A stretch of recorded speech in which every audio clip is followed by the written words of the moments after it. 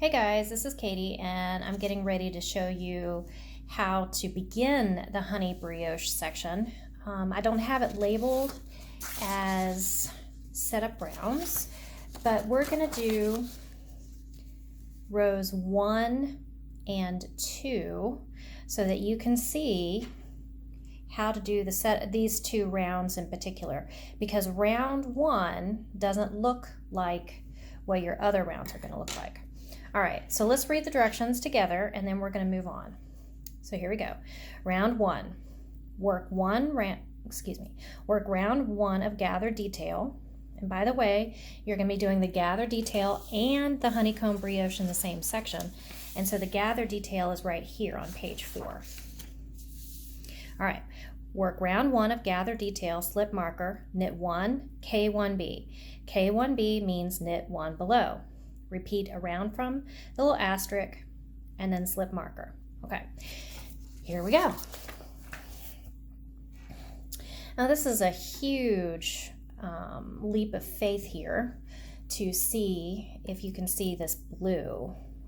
Hopefully you'll be able to see it well. I have some natural light as well as an overhead light going, so I think you're going to be able to see. All right, so I've already done the gather detail right there. I did the knit 2 together, yarn over, knit 3, yarn over, knit 2 together, slip marker. So I'm ready to start on my honeycomb pattern. All right, so the first thing you do is you knit 1. Now I'm going to knit 1 below. So I'm going to go straight into that. And it doesn't look like anything for a while. So you need to really keep track and make sure you knit 1, knit 1 below. Okay, knit 1,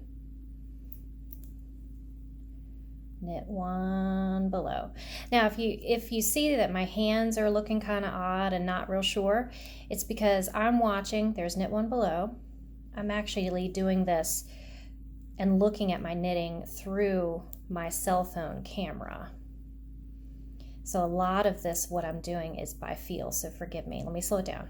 There's knit 1. And there's knit 1 below. Knit 1. Do you see where I'm going to knit 1 below right there? Knit 1 below. Let me pull it up here a little. Knit 1. Knit 1 below. Now here's the thing. If you don't get this round right, you're going to have to pull it back and you're going to have to continue starting over. Knit 1, knit 1 below.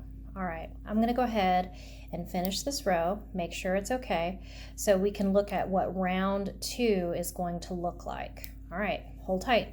I'm going to stop it and then hopefully start right back up where we left off. Hold on.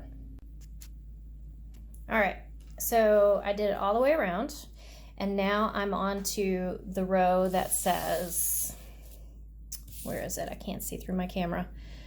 Work next round of gather detail, slip marker, purl 1, purl SLB. Okay, so I'm on round 2. So it looks a little different because we haven't done any of that yet. So here you have, I've done a couple, and then here is what the finished round 1 looks like. All right, so this one is going to be a regular purl. There's nothing odd there, so I'm just going to purl it. Now, this one is going to be a PSLB, purl SLB.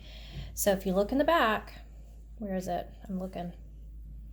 There it is. See the little guy right there? It's like a little wrap.